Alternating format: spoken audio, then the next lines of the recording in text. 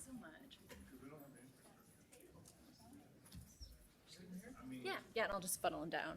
Perfect. Yeah, got it.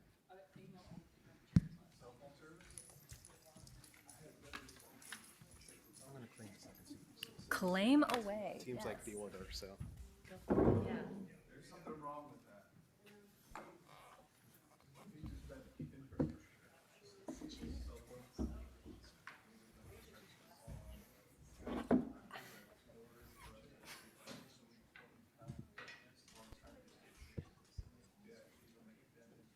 It's so hard to not look at this.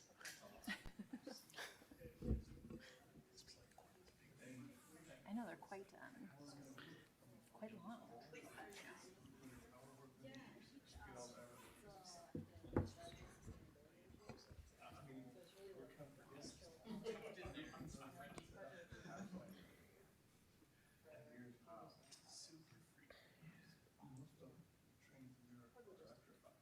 So you could put training stations right there, any train station. Not a problem. So, I mean, we don't even have the US license, so I don't know how we're gonna do this.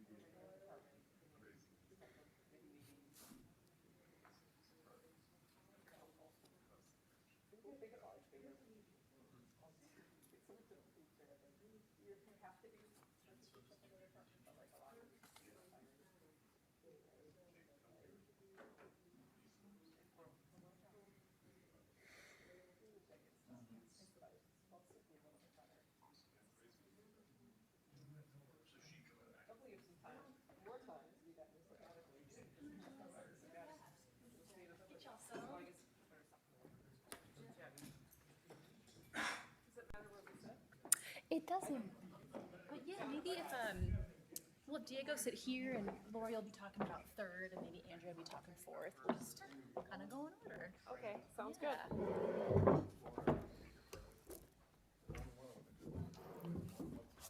And then Diego, when It'll be when, nice teaching when them you're their up, electrical. I'll just hand you the clicker and I'll just step off to the God, side. this is a really intense microphone Thank you, Abigail. right there. Why is it waiting for this? It looks like you're on it. No, it's my notes. I see.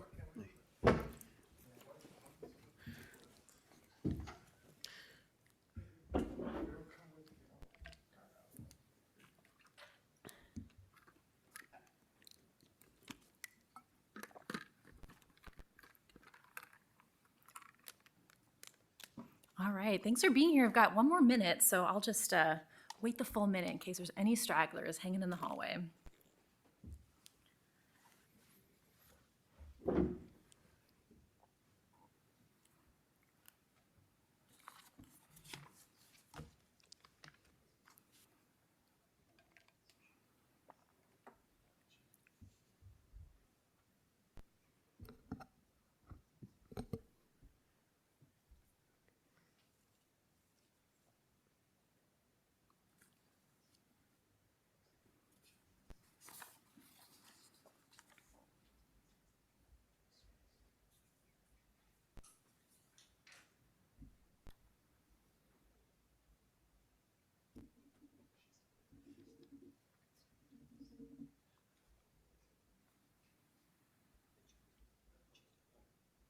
All right, we're right at 7 o'clock, so welcome again. Thank you all for being here, both to those in this room right here, right now, and then to those joining us virtually over Zoom. Welcome to the first Crossroads of Ideas session for the 2022-2023 academic year.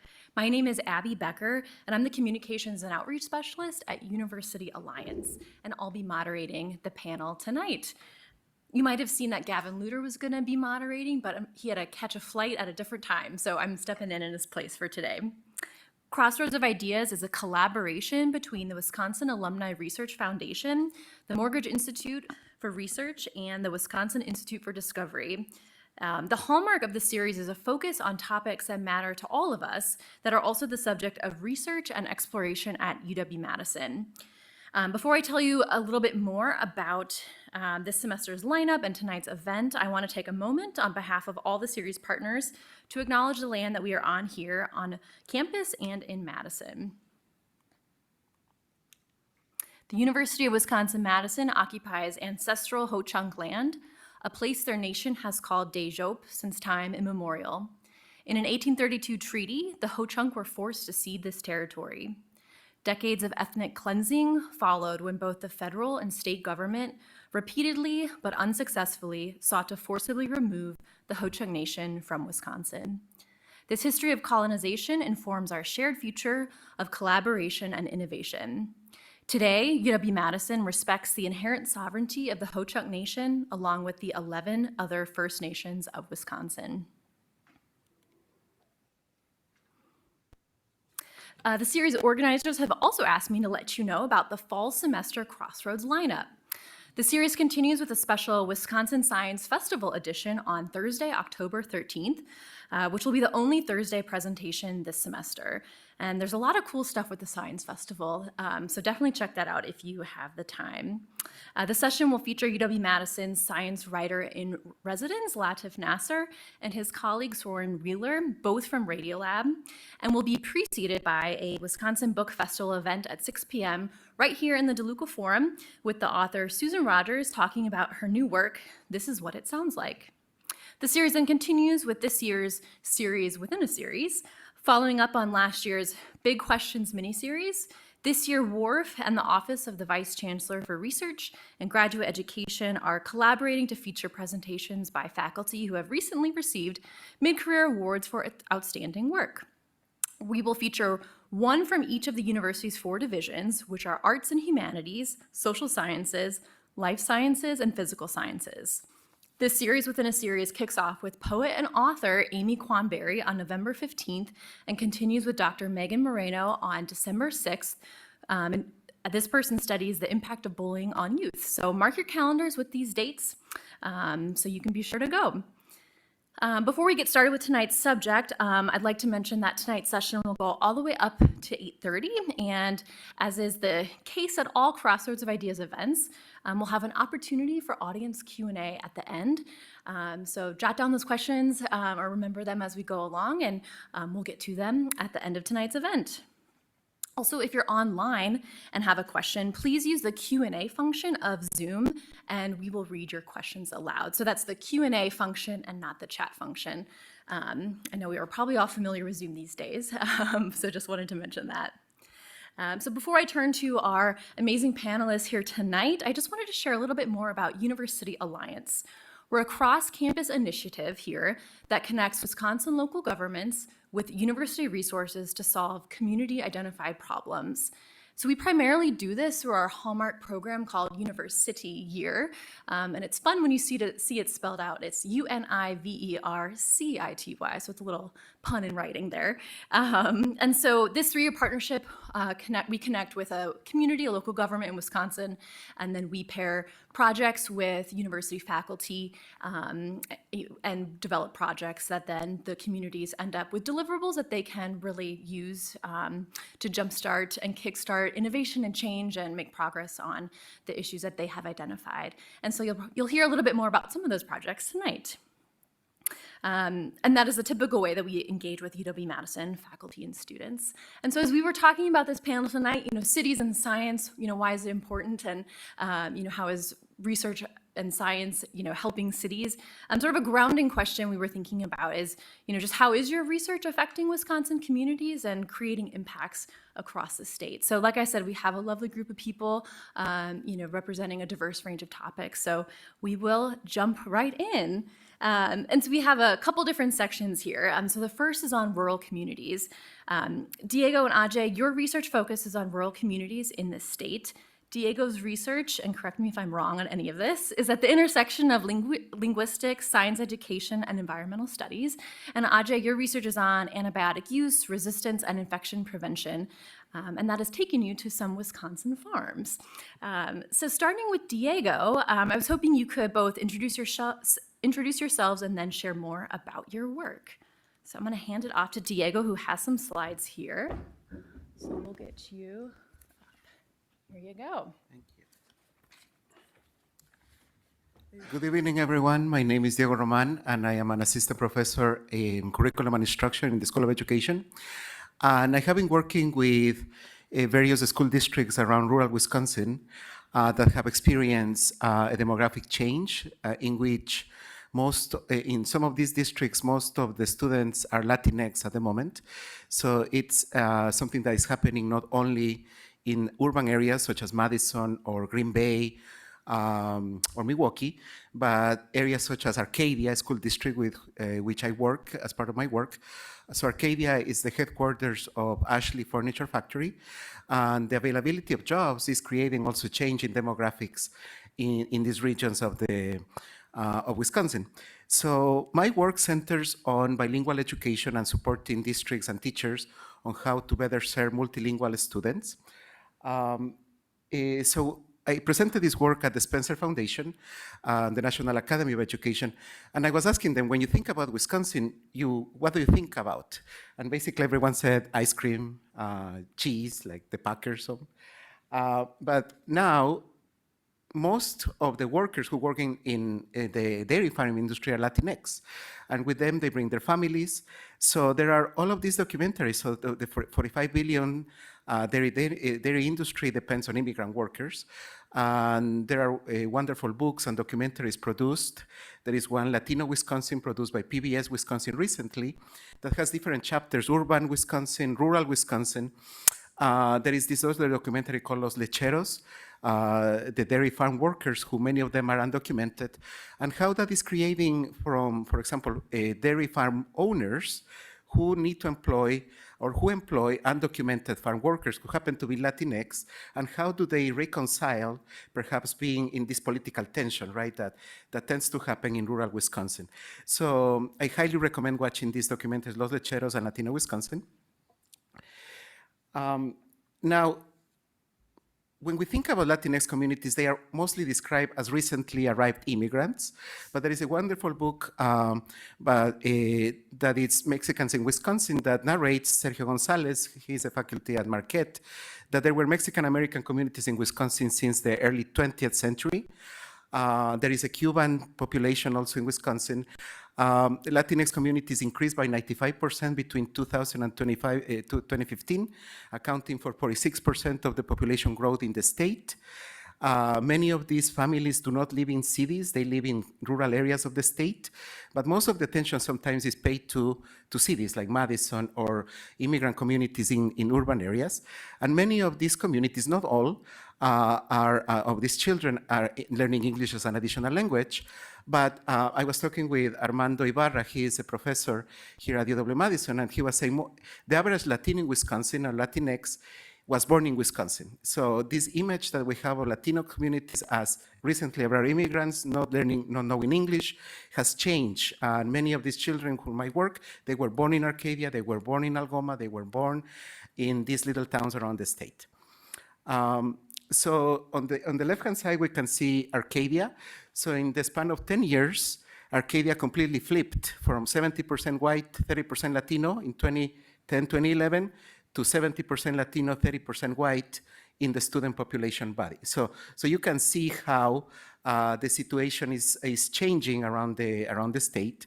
And the one on the left, sorry, it's another district in which the population is just starting to increase. So many of the teachers that I work with are saying, we do not have a majority Latinx student body, but we think we are going to have it in a few years. So I want to learn strategies to work with multilingual communities. So, however, the narratives about rural areas depicted as white, like when you think about rural areas, you think as white, focusing on traditional industries in decline, which is impacting the desire of teachers to go and work there. So I have many student teachers. I teach in the bilingual education ESL courses here at UW, and I tell my students, you should go and work, you are bilingual, go and work in Arcadia or in Algoma. But they don't want to because they hear these discourses like they are white, you're not going to be welcomed. So they don't apply to these jobs. And then we have this cycle of we need more bilingual teachers, but who is applying there if we continue with these discourses that depict these areas as homogeneous racially, when they are not, many, and when have historically raised the contributions of, let's say, Latinx workers to industries. So it's not appearing in the discourses that are about these areas. So we have right now, we're confronting with these districts that I am working with, this complexity of recruiting and retaining teachers who, let's say, are bilingual, who may not be close to urban areas like Milwaukee or Madison. Now that, for example, one of the district leaders, the superintendent of Arcadia, he says, we have a school in which is a rural school with urban city challenges, or urban school challenges, right? Like we need more multilingual teachers, but we don't have them because we are far from Madison or Milwaukee. And we also do not talk, he was telling us that their school, they just built a new school and their enrollment is going up, versus other schools in which enrollment in rural areas is in decline. And he was saying that is thanks to the Latinx communities that are coming here and are moving our enrollments up in our districts. So in general, our work with these districts is trying to portray this complex picture of Latinx in rural Wisconsin, this multilingualism, the contributions of these communities to the economies and to the revitalization of these areas, and how this has been invisibilized when we think about rural Wisconsin, especially around these farming industries, that there are already communities in Wisconsin that in rural areas that are already established Latinx communities versus thinking about just emerging ones in which they are just coming and arriving and they don't speak English versus children who have been born there, who speak English, who identify completely as American or Mexican American, but are from Wisconsin and whose families have been working in these industries for a couple of generations already. So we're also trying to establish, I'm working with teachers from around the state in establishing a network of districts in which they can support each other, not only coming from Madison, because they see that as Madison is a completely different thing from the realities that we face here in rural areas in Wisconsin. So thank you, this work. So I have been working with Extension and with the support of UW-Madison and the Spencer Foundation. Thank you very much. Thank you so much, Diego. And we can just transition right to Ajay. Yeah, go ahead. Thank you, Abby. So my name is Ajay Sethi. I'm a professor in population health sciences, and I also direct the Master's Public Health program here on campus. And I want to thank the organizers of the Crossroads of Ideas series for inviting me to participate tonight. I'm a representative of a large team of multidisciplinary and transdisciplinary individuals bringing lots of different perspectives to our work. We're led by Pam Ruig, who's now at Michigan State, used to be a faculty member here at the university. And since she's left, she still is the PI of our study, but John Schutzke is our leader here on campus. And like I said, we have lots of perspectives that are brought in to address the challenge of antimicrobial resistance on dairy farms and trying to figure out ways to mitigate the spread of bacteria that have these genes that are associated with antimicrobial resistance. And I hope everybody can appreciate that complex challenges involve not one single solution, but the perspectives of a lot of people. Most importantly, the owners and managers and workers of these farms that are all privately owned. And we've had a long-standing relationship with farms in Wisconsin, mainly through those of us on the team, not me, who have been working with the dairy industry in Wisconsin for many years, particularly Pam Ruig and also John Schutzke. The perspectives we bring are infectious diseases, microbiology, ecology, infection control, medicine, veterinary medicine, behavioral science, systems engineering, occupational safety, public health, education, farm management, and the human resources aspects of farms. And I'm probably not naming some other perspectives that people on our team are bringing. Whether they're formally trained in those areas or through experience have learned how to use those disciplines in our work. We began our work in 2017 with funding from the USDA, particularly the National Institute of Food and Agriculture. Our project aims to look for critical control points or opportunities during the operations of a dairy farm where we could potentially reduce the spread of antimicrobial resistance. You can appreciate workers coming in contact with cow manure all the time on a dairy farm. And there are barrier protection that people can wear. In our era of COVID, we certainly appreciate the idea of PPE and have good understanding of how PPE works. And on farms, there's also personal protective equipment in the form of gloves and masks and boots and aprons and coveralls and sometimes goggles and sleeves. And of course, there's going to be different use of these types of barrier protection, depending on what specific job you have, whether you're going to be coming in contact with cow manure often, and also sort of what the feasibility. You can appreciate that on a farm, it may be almost impossible to wear the kind of protection you imagine a healthcare worker wearing in a healthcare setting. And infection control in a hospital setting is designed to prevent the spread of infectious diseases and germs. And on a farm, we would like to do that, but there's a feasibility issue. But there's also some ways to potentially reduce that risk. So we did an assessment of the kinds of precautions people take, including barrier protection, as well as hand hygiene, how often people are able to wash their hands, also what sort of a farm environment is like, whether they're providing PPE consistently, what's available, what's being used, what the preferences are, and as well as it's convenient to be able to wash hands when needed. Our hope is to gather this information to be able to offer suggestions to farm workers, managers, workers, to be able to again reduce the spread of antimicrobial resistance. We use participatory research methods. It's almost necessary for work like this. And again, it's because of the long-standing relationships that our leaders of the team have had with dairy farms in Wisconsin. We have to be invited by the farmers to carry out this research, and that's been really successful for our team. I'll comment that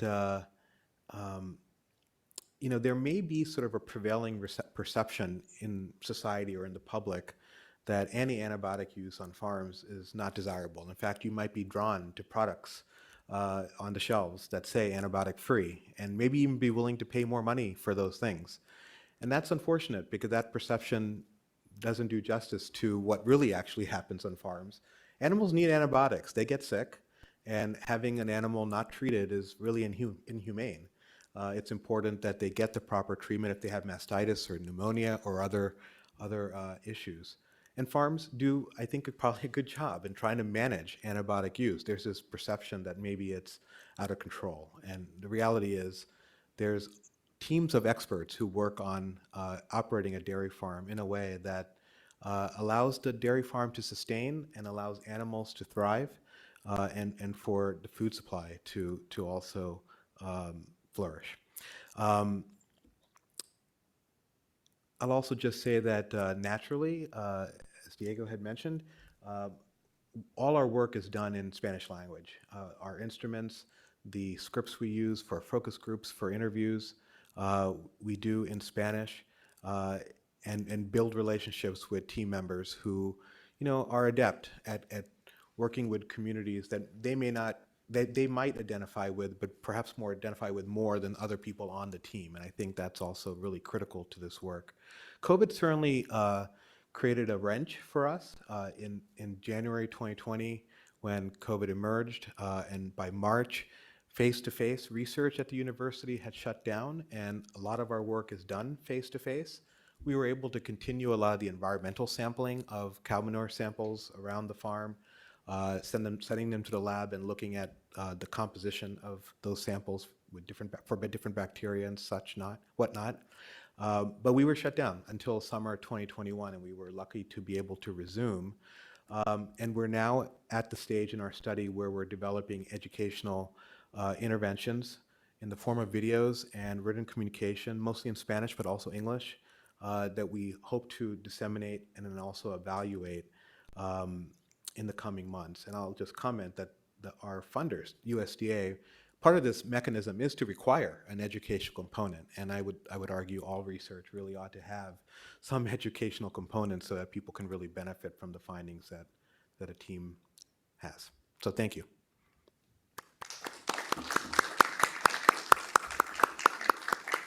Thank you, Ajay. And I think, one thing you said, I think really for me underscores just the importance of that relationship building with the community when doing this type of research, right? You have university folks going into a community, and sometimes that there can be potentially tension or mistrust there. And I think that, again, that relationship building is so important. I was hoping if either of you could maybe just add a little bit to that in terms of, just going back to the importance of really developing a relationship first with the community that then allows you to continue your studies and your work.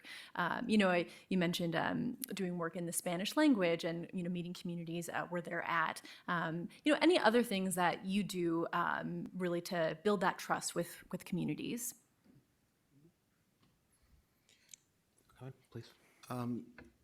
I think for me is having an open mind to get to know what they think, not only Latinx communities, but white communities living in those areas. There is this amazing book, The Politics of Resentment by Kathy Kramer, that says we shouldn't assume that people who don't think like us are wrong and start our perception from that perspective, especially working in rural areas, because you will shut down the conversation from the beginning about educating Latinx students, versus saying, tell me what you think, what do you think about the economy, like the economic opportunities that these communities are bringing here, right? Rather than engaging in something that will be like starting from or points of dissent about, let's say, immigration or how this is impacting different communities, rather than learning from each other and talking about each other, with each other, and that takes time. That takes a long time to develop trust with districts, with communities, with families. What we have done is invited superintendents from these areas to come here to Madison and talk with us here about what the pressures that they are feeling in their districts and how different is Madison or an urban area from a rural or running a rural school. So, but that takes a long time, and that requires investing time and effort in developing these connections and sustaining them. And as you were saying, doing things that districts and schools there see beneficial to them, not only for us as researchers, like saying we need that data, but that they also think that whatever data or initiative we develop is going to benefit their communities there. Yeah, I think it was important that you echoed the importance of relationship building. It's been critical for us, obviously. I'll add that this work can't even be proposed to be funded unless you demonstrate that you've had longstanding relationships with the communities that you're working with. Also, we have a community advisory board that has been meeting fairly regularly. COVID again interrupted some things, and we're meeting next on October 3rd to share results with individuals who think about these same problems as part of their professional lives, and so they give us advice as to, one, decide whether our data has face validity, does it make sense, and what kind of actionable items might result from that work. We're meeting on October 3rd, the Dairy Expo's in Madison, so we're using that opportunity to gather and to do that. So also a very important component of our study, the Community Advisory Board. Great. Well, thanks for both of you for touching on that. So moving on to Laura, your field of work deals with emergency response and public sector problems. And I also wanted to introduce potentially right now Matt Scanlin, who will be joining us on this screen, I think, in a minute for those in the room. So this is kind of we're transitioning into our emergency response in cities component of the event. So I'll have Laura go first. If you could, introduce yourself, share more about your work, and in doing so, perhaps explain what industrial engineering is and, why it's useful for tackling problems that Wisconsin cities are facing. Well, sure, there's a lot there to unpack. So I'm an applied optimizer, which means I look at inputs and decision variables that are maybe interconnected, and I figure out how to systematically make those decisions better in a data-driven manner so that I achieve some kind of objective. And a lot of times I do that in the context of managing risk in public sector systems. So industrial engineering was born in factories in the industrial age, and now we've moved out of the factories into other applications. So my quick plug about industrial and systems engineering. Ajay mentioned systems. They're everywhere, especially in cities. They're a really rich source of systems problems where you actually have to make a bunch of decisions all at once. You can't make them in isolation. Otherwise, you'll miss something key, really, about the problem. There's a couple things that industrial and systems engineers are really good at when it comes to problems in cities. One is that we're really good at building, using math and networks and data, we're really good at building operational models of systems that have all those interconnections. That's kind of our specialty. The other thing is that we're really interested in trade-offs across multiple criteria, which exist in most real-world problems that are a little bit messy, and especially in public sector problems when there are multiple stakeholders. Maximizing social good is never the objective. We have to kind of dig down and get to know the problems. I agree with the others that you have to get out and talk to people and observe them. I've been on many ride-alongs over the years, and that really helps put the story behind the data so we can do meaningful work. And if you put that all together, industrial and systems engineers are really good at figuring out how to allocate limited resources to make a difference.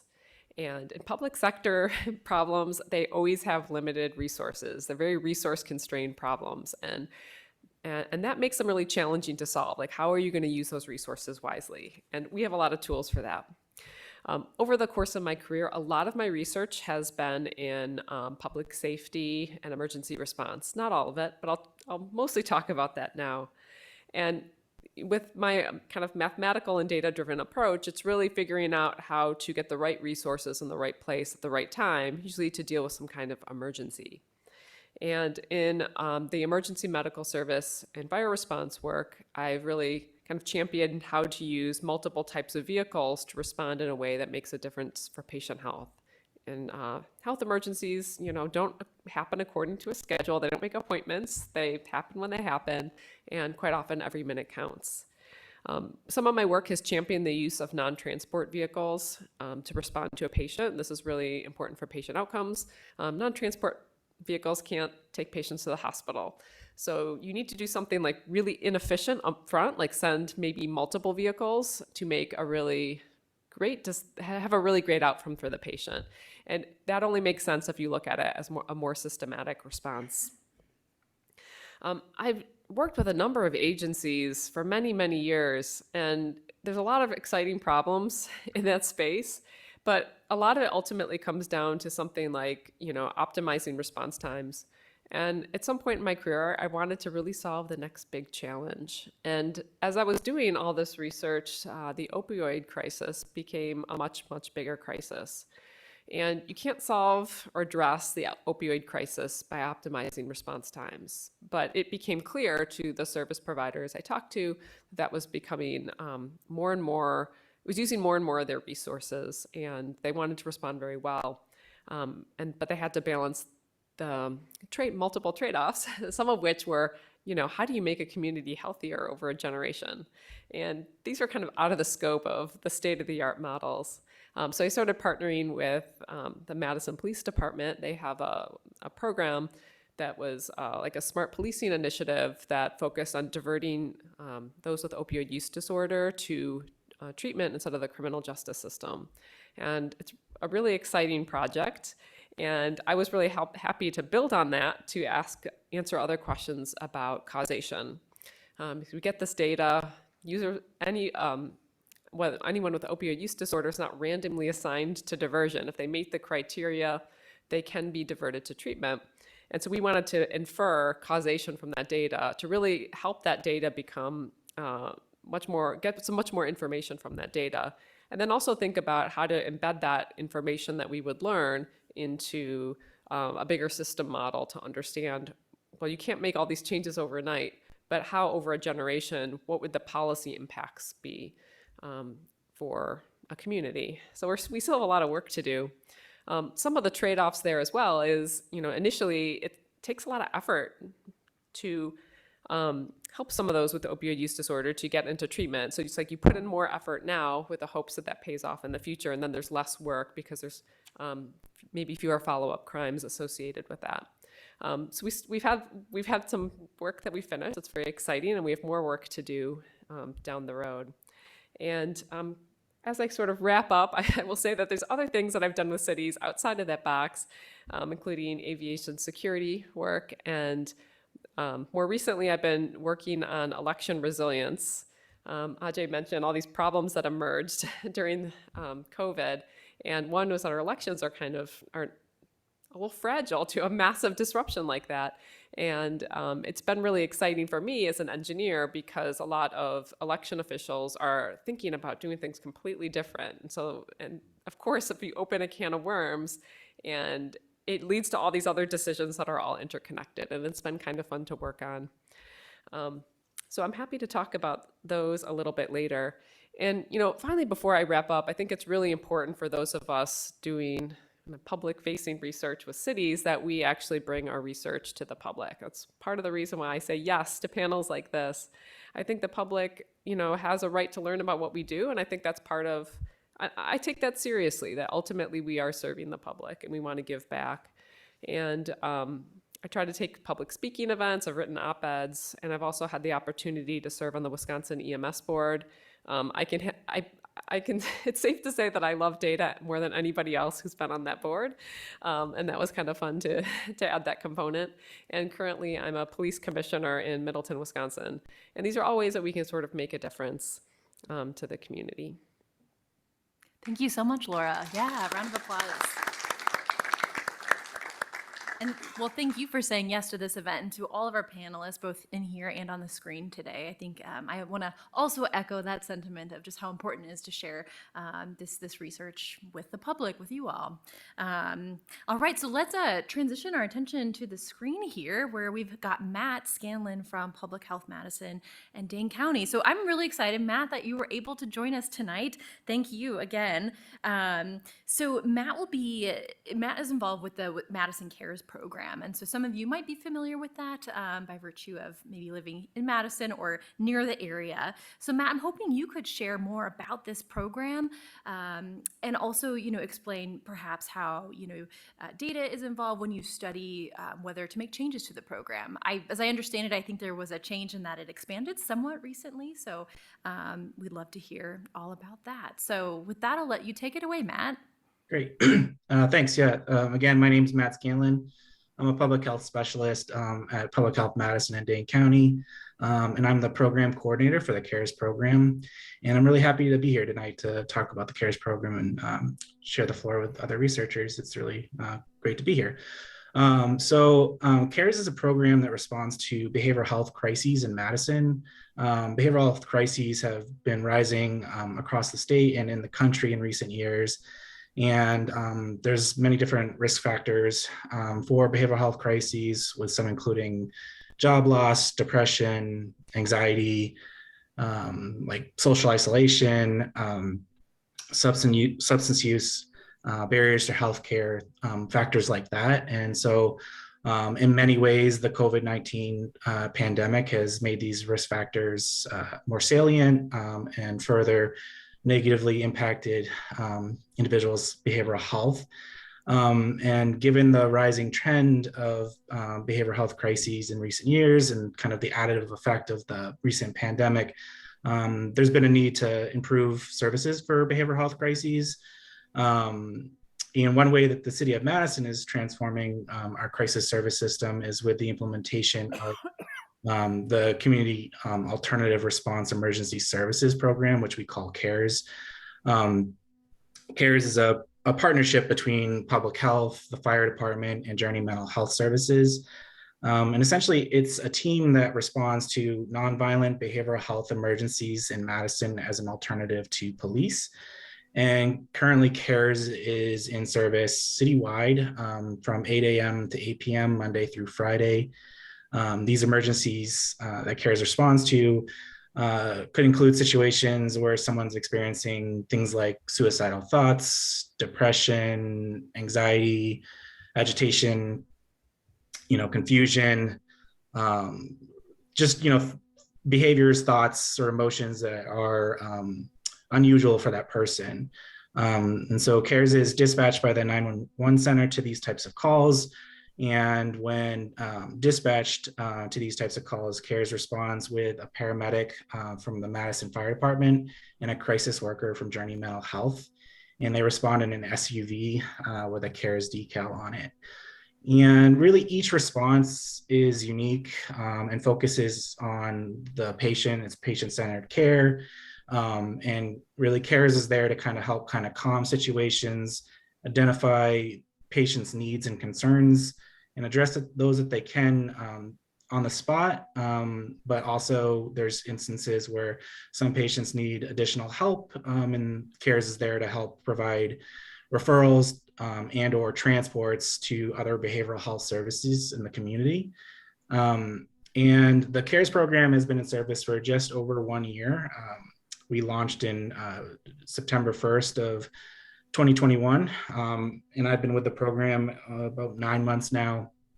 I joined a little after it launched, but a lot of our initial data-related work has been focused on monitoring a lot of our operational data to guide how to refine the program and to understand the impact of the program. And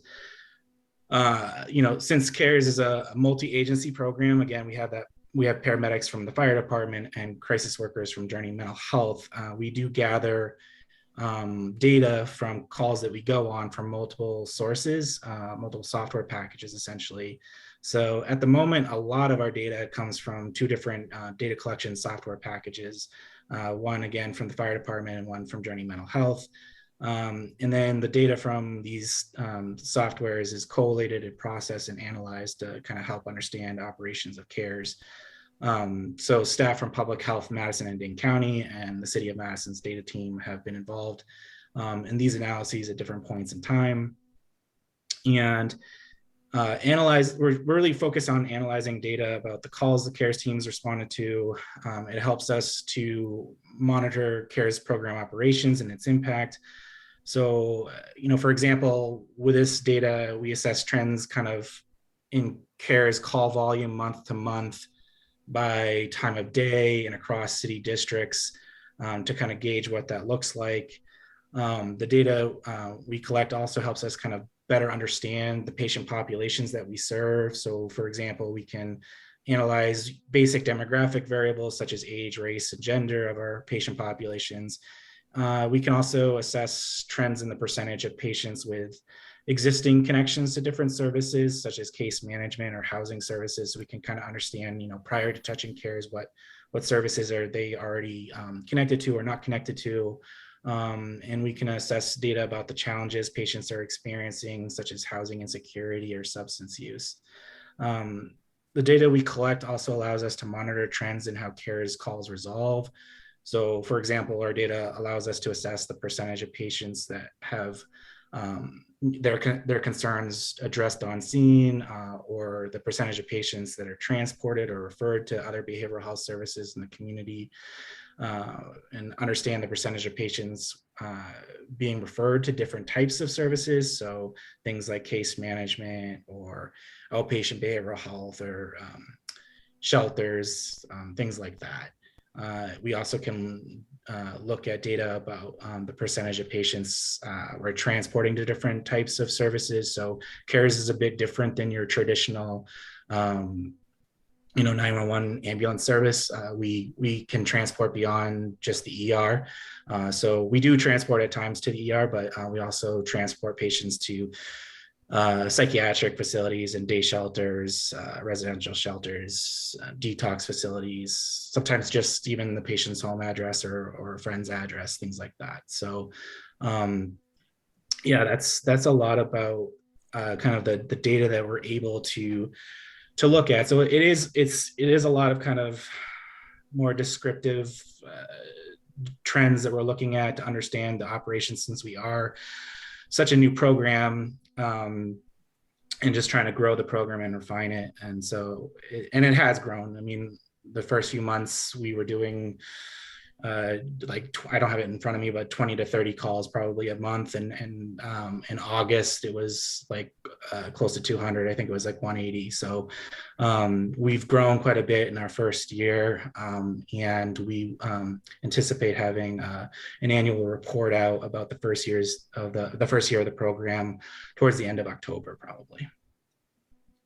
Great. Thanks for sharing all that, Matt. Yeah, I'm curious, looking ahead, what you might, see for this program. As you said, it's already experiencing growth. Are there, do you think that there's a greater capacity, for this program, a greater need in Madison for it? Yeah, I would just love your thoughts on sort of the outlook of this program in the future. Yeah, so I mean, it's certainly something where we will look to continue to grow the program. We are still kind of having those conversations at the moment. But we are currently only on weekdays, Monday through Friday, 8 a.m. to 8 p.m.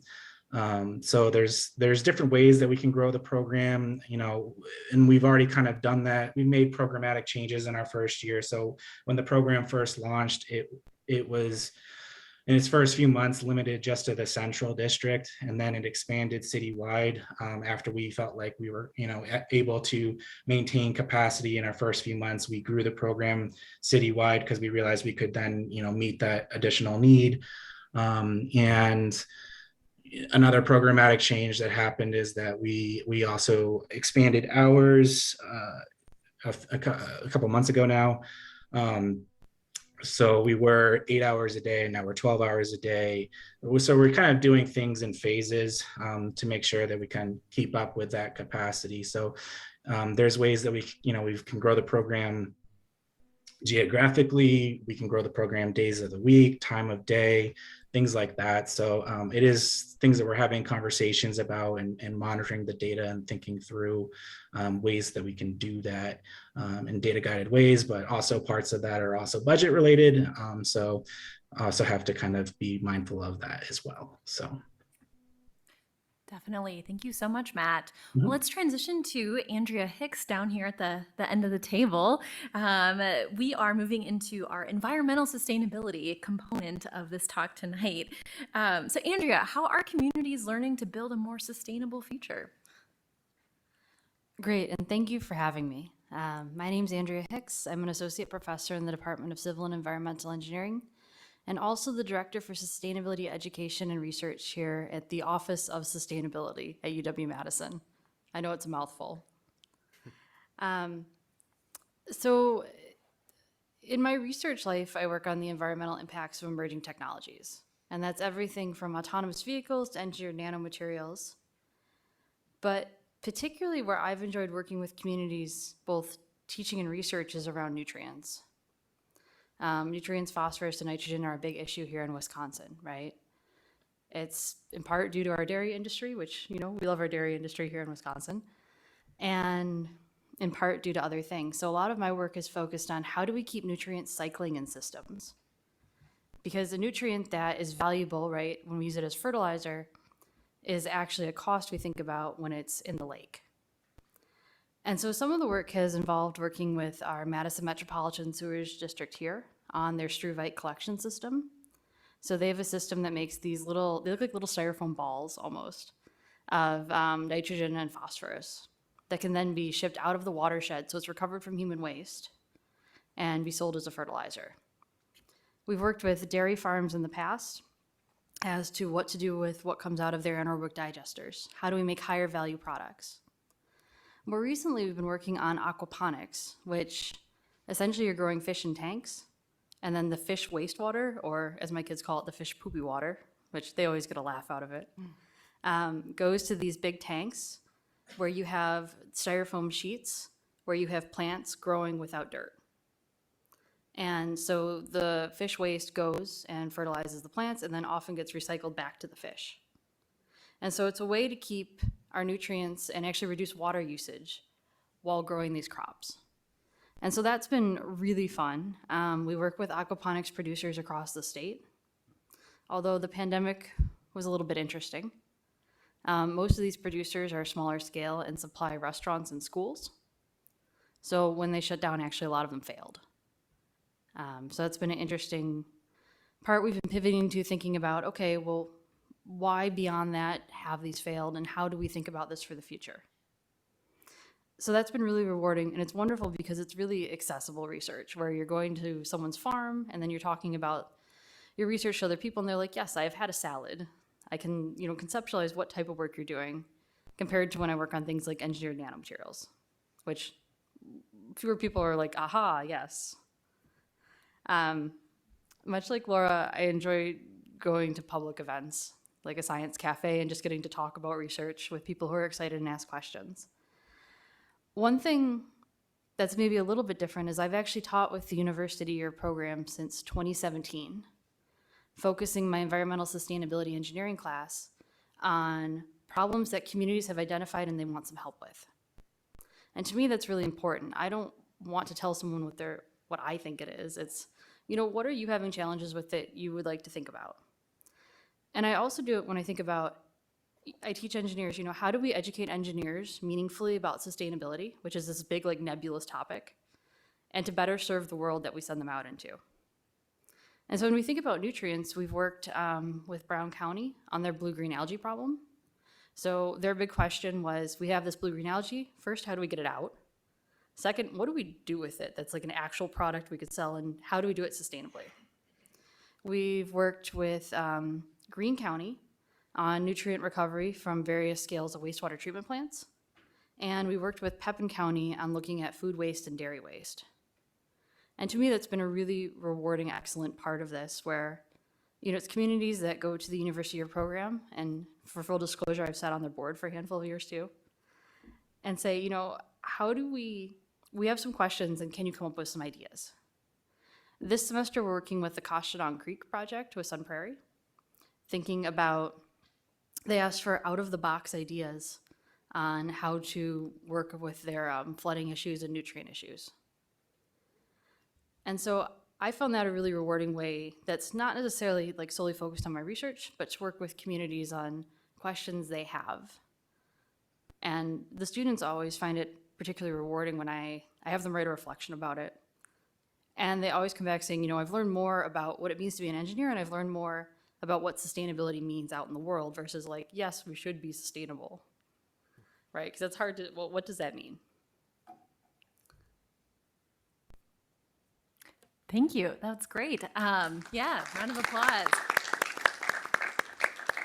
Yeah, and we can just circle, right back to, what Ajay and Diego were talking about trust and relationship building. I think a lot of that does start with community listening, exactly what Andrea was talking about. All right, so we can now transition into questions from the audience, both those who are online and also here in person. So if you're here in person, if you got a question, you can step right on up to the mic. And if you're over Zoom, I'll defer to my colleague Laura Heisler, who will be reading questions out from the computer. So don't be shy, step on up. I also have lots of questions too, so I can ask one to kick us off, but would gladly let one of you step on up first. And Abby, we do have one online.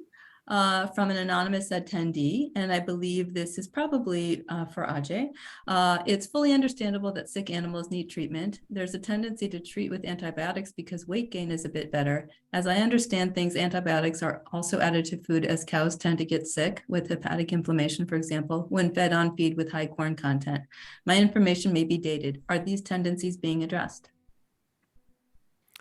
Yeah, so this is not my specific area of expertise, but based on what I know, so some antibiotics are given prophylactically in order to prevent infections that may be more challenging and difficult to treat if they were established. So, and those prophylactic antibiotics often also have that benefit of having of an animal gaining weight. But I wouldn't look at it as that antibiotic being used with that pure intention. It's also to ward off, to prevent infection in the future that can be very devastating for the animal and for a farm in general. So there may be that co-benefit, and I think an animal that's of a healthy weight, gaining weight, is also an animal that could be thriving. So that's also very important. This is where, antibiotic use, if you think about animals and antibiotic use, we'd give it to our furry friends at home because we would want them to be healthy as well. And I recognize, of course, when animals are part of the food system, we are concerned about what antibiotics are used and whether that might have implications for our health. There are some classes of antibiotics that are only used for animals and not used in humans. And so if there was a threat of antibiotic resistance, it wouldn't necessarily impact the kinds of antibiotics we as human beings use. And so, again, this is one of those complex challenges in which it requires the perspectives of a lot of people to be able to think about ways where we can support farms, economies, animals, food systems. Yeah, and there's costs and benefits to all of it. Great, thank you. All right, questions from those in the room? I think we've got one. Great, yeah, step on up to that mic. Good evening, ladies and gentlemen. Thank you for your time this evening. My name is Curtis Mathis. I run technology in cities. In particular, my question was to you, Ms. Laura. In the challenge of a city environment, you mentioned earlier, you have a multitude of social good things that are wanting to be done. How do you define what your social good goals are, or the parameters by which you're going to try to manage this ecosystem? That's a really good question. It's a tough one too. Yeah. So you have, when you're modeling a system, like, it does end at some point. You don't just keep like modeling it until you're modeling the whole universe. So a lot of times it takes a lot of conversations early on to figure those things out, because I'm an outsider and you have to figure out, well, what can they control? What can they not control?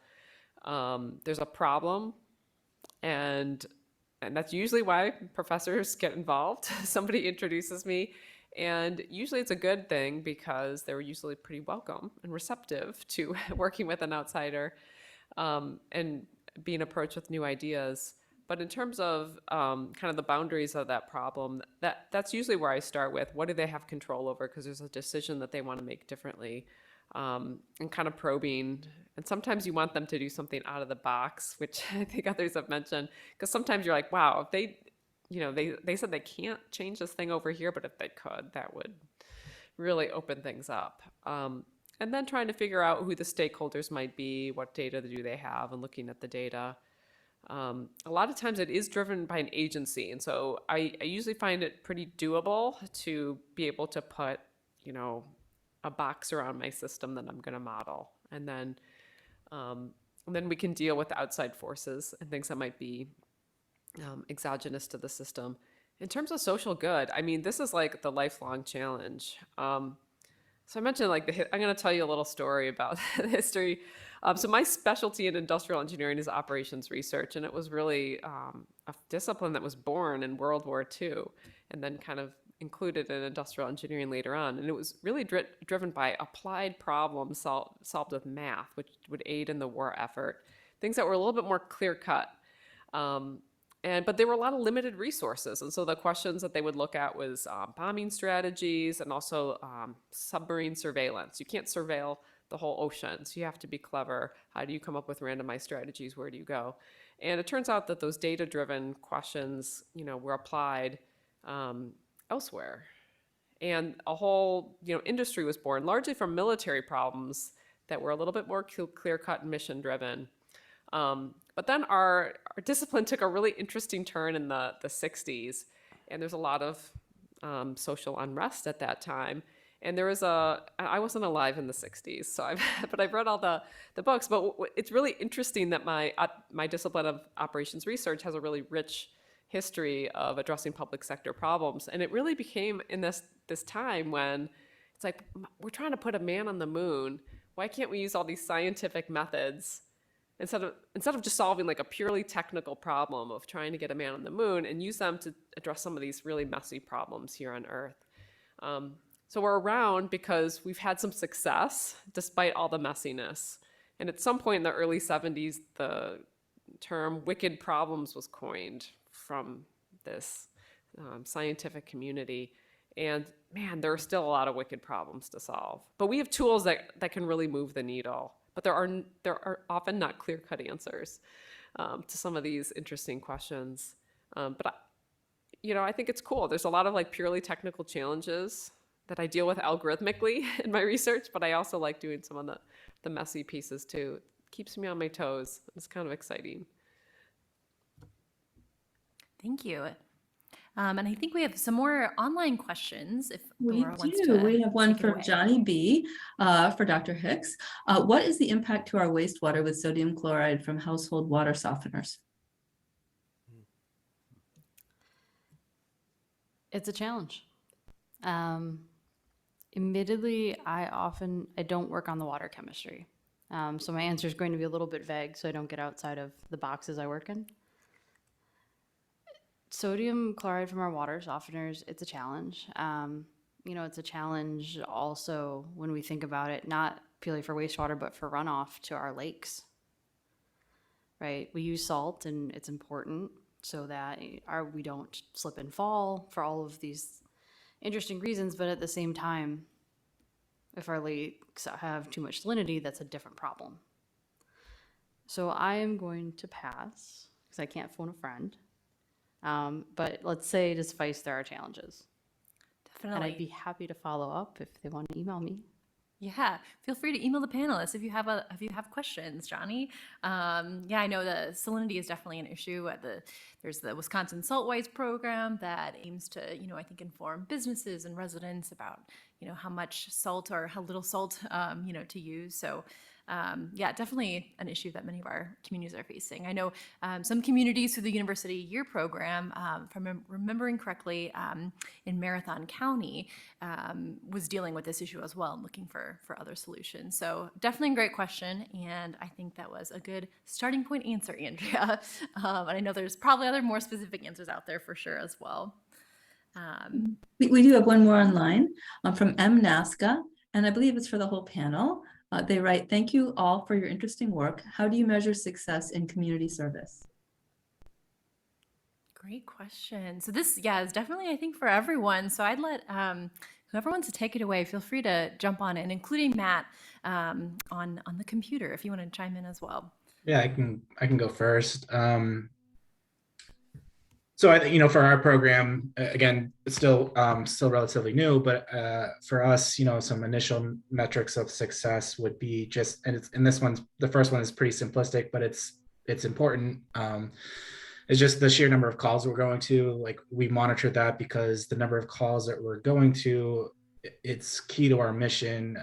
CARES is responding to nonviolent behavioral health emergencies and as an alternative to police.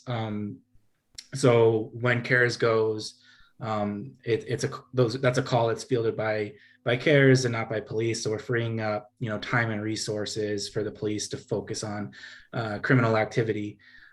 So that's one kind of key metric, is just the number of calls that we're going on. And then other ones that are important to look at are the percentage of patients that we're, able to resolve their concerns on scene or the percentage of patients that were referring to different agencies, so helping them get connected to case management or housing services, as well as the percentage that we're transporting. And so, again, CARES is not, the traditional 911 service that sends all patients to the ER. We do send patients to the ER, but there are times where the ER is not necessarily the specific or the best fit for any given patient's needs at that moment in time. And there are other services in our community that may kind of better suit their acute needs. So CARES is able to kind of help match people up with care that's better aligned at that moment in time with their particular needs. So they can transport individuals to shelters or psychiatric facilities or detox. So that's another kind of way that we're looking at metrics of success. Thank you, Matt. Anyone else on the panel want to take a stab at that question? I'll say generally, when working with communities, it's important to ask them, ask people you work with if they feel satisfied with the relationship. And I'd say if the work is sustained, being invited back is a measure of success. If somebody doesn't return your calls, you might want to, reassess your relationship. And those relationship building is very key, as everybody has said. It's also key to maintain.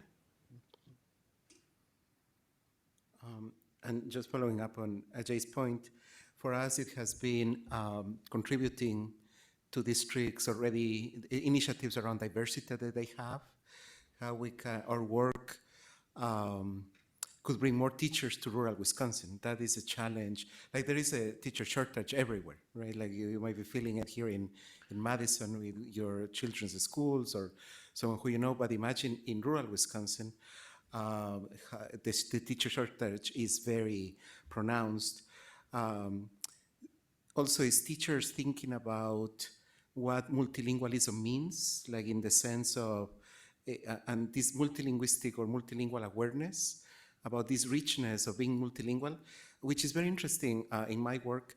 So you have perhaps heard about the dual language immersion schools, DLI schools, in which middle upper class, mostly white families, there are lottery systems because there are not that many spots. But versus for Latinx families, you need to get them into those schools because they want their children to learn English. So many Latinx families have internalized these beliefs that what counts here is only learning English, and that's what gets you to succeed in the schools, versus multilingualism is valued for other families who may have resources to provide these type of programs. So, for example, Arcadia just developed their dual language immersion program, and we are trying to help as much as we can in supporting them in developing this curricula to provide these communities, because that also creates this relation between Latinx and white communities who are learning English and Spanish together and are discussing language as they relate to the current realities there.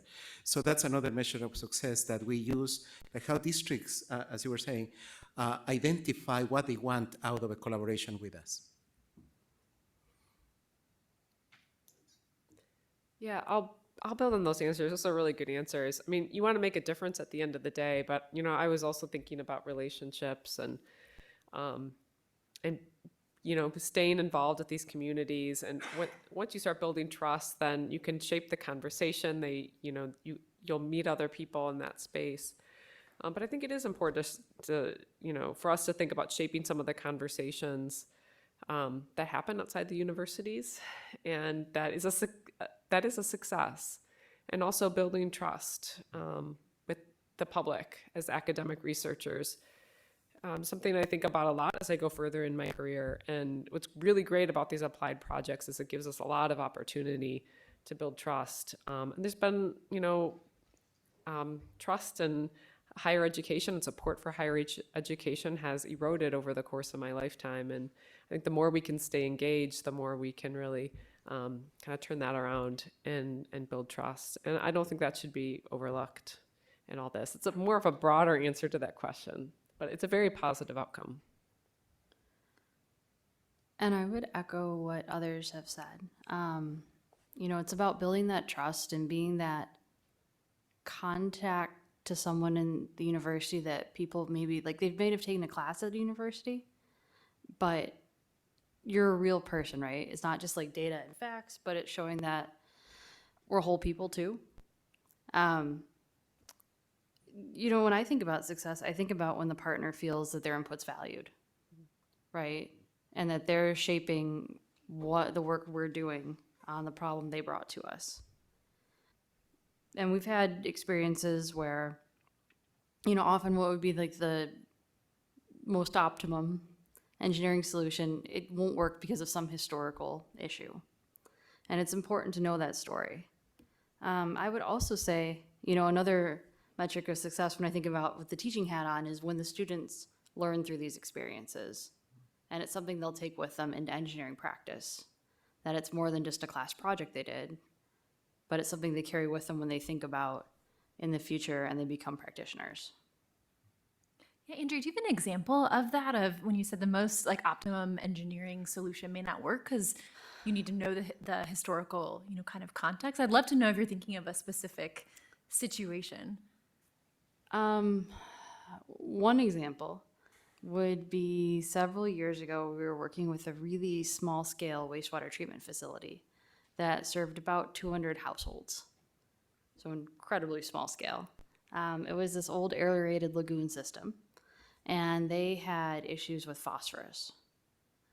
And typically you would use alum essentially to bind to it and settle it out. But they had a historically bad experience where there was a group that did an alum trial and it entirely failed. And so the students were like, well, why can't we recommend this? You can't recommend it because there will be no community buy-in, right? If you suggest that, they'll just be like, nah, these folks don't know what they're talking about. We tried this did not work. So it's knowing about that, where there's context that might not be readily apparent, but you're like, oh, okay, so this is important and we need to consider this, because if people don't trust the answer you're giving them, then you have a whole cascading set of issues. Great, thank you for that. Any other questions or any other thoughts still on that same question? Feel free to go back. Yeah, Ajay. I feel bad. I am also inspired by what Andrea and Laura said, regarding students. It's really important. They've been critical for our work. And that is definitely a measure of success, is to carry out work that can be an opportunity for students to learn by doing. That's what a dissertation is about, and other types of learning, active learning in the community. And I would say that's also a measure of success, is that our students find this as inspirational for them as they move on to their career. So thank you for saying that, because I need to echo that. And the shaping of the conversations here at the university, I think, is super important. We started the bilingual certification program online. At the beginning, it was face-to-face.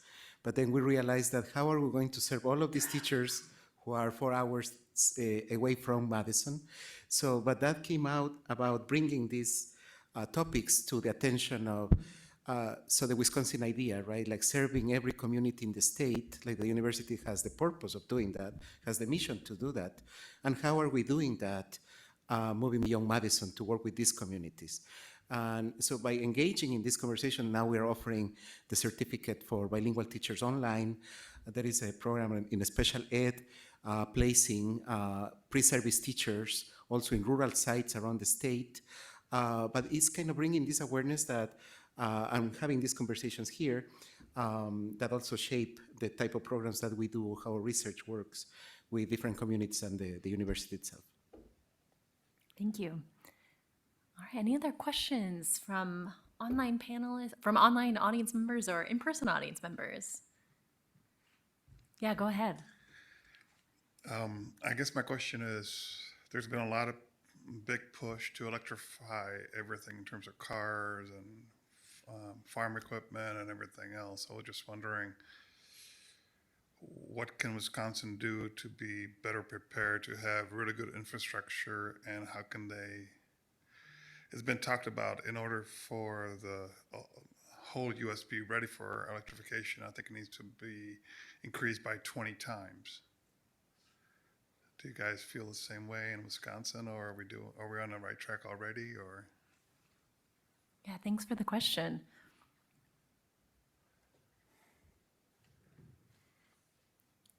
Engineers.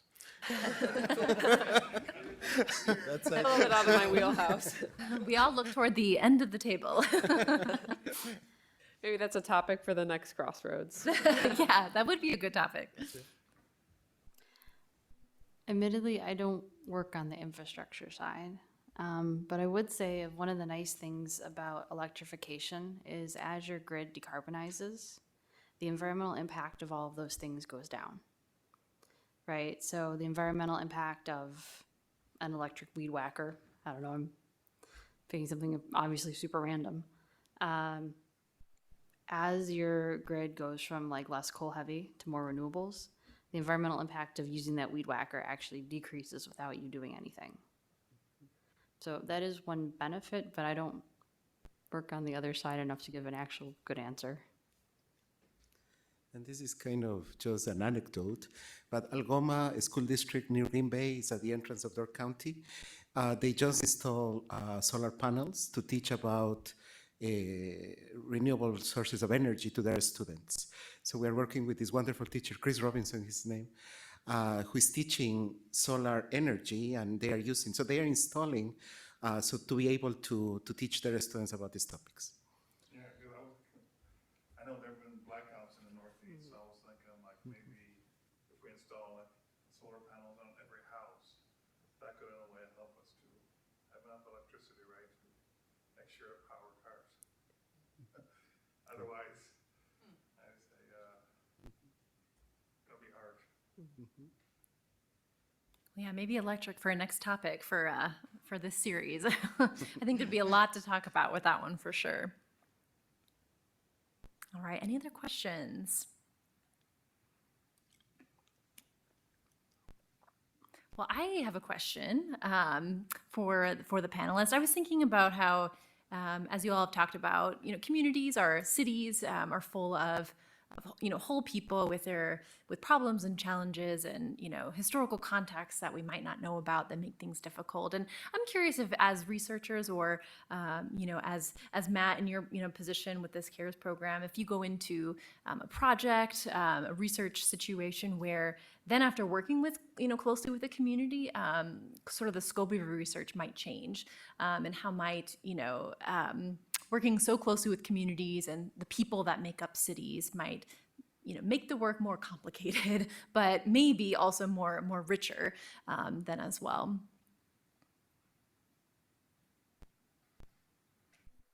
Sure, yeah, I can go first. Yeah, thanks, Matt. Yeah, so I mean, again, we're a new program, so there's going to be some growing pains, and as you launch a program data-wise, right? And so I think one of the early ones actually predated because I started a few months after the program launched, but before me, we were interested in measuring like patient satisfaction, for instance, and the team was handing out like pre-posted like 3-question type of like survey that they could just mail back, and survey responses for any research topic these days, regardless of the population that you're sampling, is generally not super high. But with the CARES program, right, like we're responding to behavioral health crises. And so it was one of those things where like, it was just an additionally lower level of response rate for that particular population for evident reasons, right? And so that's been an early challenge, because we would like to know from the patients that how well this program is working for them, right? So so that's something that we're still kind of like going through a thought process on other ways to potentially get at that research question going forward. But that's certainly an early challenge related to kind of assessing, you know, how it's working with the community. And then like another kind of early data challenge too was, so we're a different type of emergency response, but we use a similar software package that a lot of EMS agencies throughout the state use, but a lot of their questions are geared more towards traditional ambulance services and don't necessarily have questions as tailored to CARES, which is a bit different than those. So, you know, we've been working to make changes to that software where we can in ways that don't step on the toes of other agencies and the work that they do, but also allow us to get at, you know, evaluation questions that we have. And that's taken a little bit of time, but we're getting places, you know, like we when we first launched, we didn't have the ability to, you know, have data being collected on an ongoing basis about the different types of services that we were transporting to beyond, you know, just the typical one. So, so yeah, so it's just, that's been some of the early kind of data challenges as you're growing a new program. Yeah, I think that's, unless anyone has any follow-ups on that, that's where I'll stop. Yeah, thanks for sharing that, Matt. Any other thoughts to that, my question from anyone else? Sure, I'll chime in. I think, you know, a lot of these problems, it's like an onion. The more you start working in it, you like peel these layers, you find out more. You meet this person over here who's got some wild ideas. You meet this other person who knows all the history. And, you know, I honestly was kind of ready to wrap and wind down some of my EMS research. And then I, you know, was introduced to people working in community paramedicine programs, and you know, I learned about some changes in federal regulation, and then it was kind of exciting. I'm like, well, that changes everything. There's some really important problems. The literature that we have don't address this at all, and this is like a real challenge for communities that could be really, really challenging and lead to, you know, bad outcomes if they're not managed well. And so that's kind of what I'm working on now. And that's just the outcome from getting involved in communities and always keeping your door open to talking to people that have problems and have some insights and some of the history. I would agree with Laura. The more you work in an area, the more questions you have. When we started working on our aquaponics research, I didn't really think that what we feed the fish was a big question. And then I started working with producers, and actually a lot of what we feed the fish, we pull from the ocean, which is problematic because we're pulling low-level species and we're taking them out of the ocean and kind of destroying the food web. And I was like, oh, I did not know that. And which has led down to this interesting layers of looking at, well, what about waste products as feed? What about insects to put in the feed to feed the fish? And then this interesting other vein of research about people eating insects, which I didn't predict I'd be working on when I got here. But they're like, oh, well, we have this question too. Because I was like, oh, well, there aren't any good studies to pull from for this. And, you know, that leads to visiting a cricket farm and being offered crickets to take home that are like barbecued, which were delicious, actually. And my daughter, who's 7 particularly, was like, and these are mine. Okay. So it's amazing to see the way research transforms as you get further into these problems. I'm just gonna add that it's not unusual for participants of research to have more knowledge about what you're researching than investigators, especially if you're working in an applied area in which your hope is that the community you're working with will adopt what hopefully your research will inform. I'll give you a very simple example. There are a lot of people who do surveys and they come up with questionnaires. And they assume they're going to work just fine and it's going to capture everything they want to capture perfectly and the data set's going to be marvelous. And then when you actually administer the instrument, you realize that it's not working, and participants will tell you that. And I've seen it over the years. If you don't pilot a survey, if you don't gather information before even writing a word in your questionnaire, you're making mistakes. And again, it's to engaging with people who are going to help you understand a problem is important as early as developing just instruments and protocols. And if you don't have, you can't necessarily burden people with that kind of ask because they're not employed by the research team, but you need to somehow find that perspective. And perhaps that's from your experience, but you can also get it from individuals. We're always learning from our participants. We might stick to the script and they'll say, but how come you're not asking me about this? Yeah. And then we're like, that's because I don't work on a farm and I'm much more naive than I am. So I mean, that's really important, just to hold on to that value so that you don't end up doing research that's not useful. Yeah, thank you. And so we've got about 10 minutes left, and I see we do have some online questions. So maybe we could take these last two questions, about 5 minutes each, and then we can wrap up on time. Laura, do you want to ask those questions? I sure do. An anonymous attendee writes, "Thank you so much for your time tonight. I love that you mentioned partnerships and your eagerness to talk to the public about your work. It's clear of the benefits to the Wisconsin public from your work, shared experiences, and answering questions in forums like this. This broad question is for any of the panelists. What can the public do to help you and Wisconsin cities use science to solve problems?"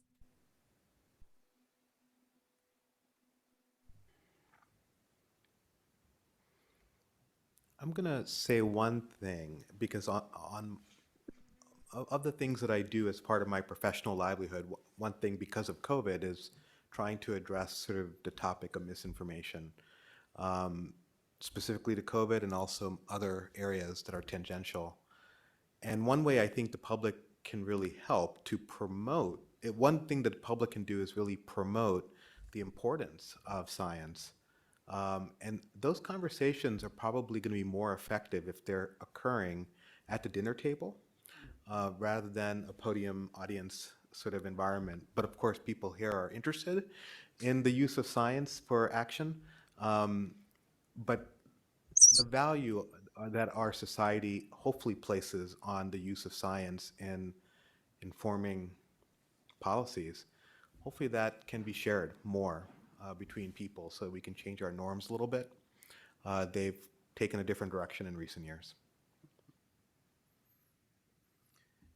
Just to piggyback on Ajay's, there is this wonderful professor, his name is Noah With Feinstein, he's in the School of Education, and he discusses that we deploy science in social settings, in our social circles. Like when all of this knowledge, we bring it to the dinner table or with our friends. Like for example, you can believe in climate change, but you could drive a huge SUV. Because your community of people drives huge SUVs, and how do you reconcile these two completely different perspectives about climate change, right? So he advocates, and he has this wonderful article about the social dimensions that impact how we deploy your scientific knowledge. And beyond knowledge is about how we use it with the circle of people with whom we engage, and how we have these conversations about water quality, nutrients, education, using data to guide education programs, that you can know it, but you deploy it with your social circle. And that is a skill that we need to develop that will be fantastic to address with everyone. Great, thank you. And I know there's still more online questions. Laura, Yeah. do you want to continue on with those? We have one from V Line. In what ways have you been able to use the data to help rural communities to see the benefits increasing Latinx populations bring to the community? This has been a big culture shift for some rural areas, and it's forcing teachers and schools to manage new challenges. The dual language immersion programs seem like a win-win that probably gets parents excited. Thanks for the insights into these changes.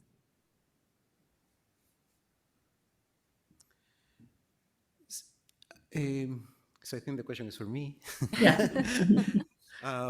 So I think part of the challenge has been to have conversations with communities for which this change has been super fast. Like in 10 years, imagine a complete shift from majority to minority community. Then we talk about, for example, that these communities so minority, when we think about the word minority, is not about numbers, it's about power dynamics. So communities are minoritized because they don't have access to power. And in many rural communities, even though the Latinx community is majority Latinx, let's say the people controlling or governing those communities are mostly white. So it hasn't translated into more representation, more political representation to do a change or to produce a change in the educational experiences of many communities. On the other hand, I use in my research a framework called the Teacher Solidarity Lens that values the work of teachers. So teaching is a complex endeavor. Teachers need to balance all of these tensions to pass the standardized test, at the same time to respond to social issues. At the same time, we are embedded in these broader conversations around immigration, around climate change, all of these issues that are happening to the entire planet. And then we're asking teachers to do their jobs with low pay, and many of the things that teachers face.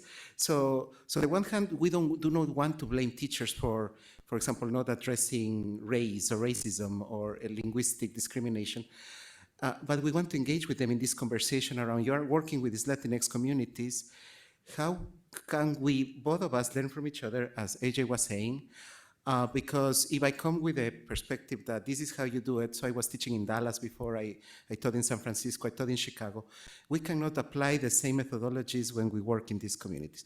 So asking them, like you were saying, they know their traits, and then we're saying, okay, now let's think about working with Latinx children to value their multilingualism, to value their prior knowledge in working in different areas or their families in the farming industry, and how can we embed that in the lessons that we teach?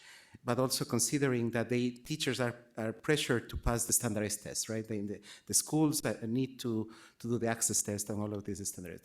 So it's kind of this working together to address these issues with the community. Great, thank you so much. We have one more question, and I'm guessing it's for Dr. Hicks. For waste surveys, do you worry that your data is skewed because you're only getting a response from owners who invite you in? Are you supplementing that data with surveys of wider reach? So for waste surveys? Waste. It says for waste surveys. Waste, W-A-S-T-E. Yeah, so right, that's always a question. I would say with any survey endeavor that you're missing part of the population.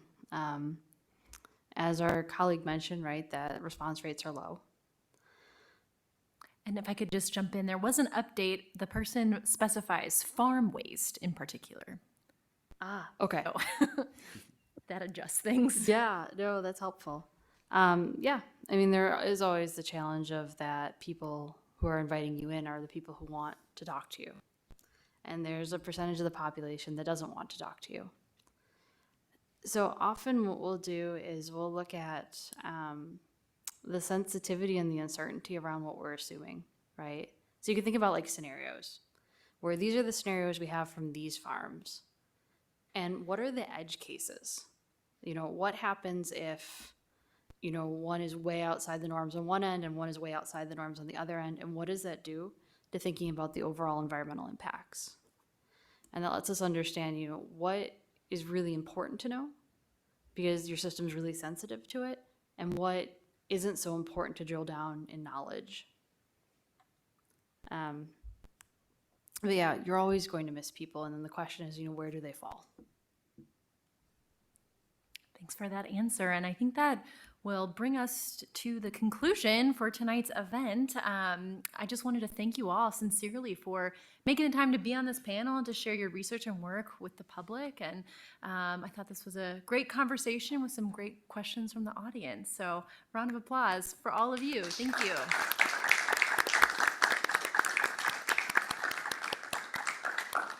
And don't forget to check out the rest of the events in the series, and we hope to see you again real soon. Thanks for coming.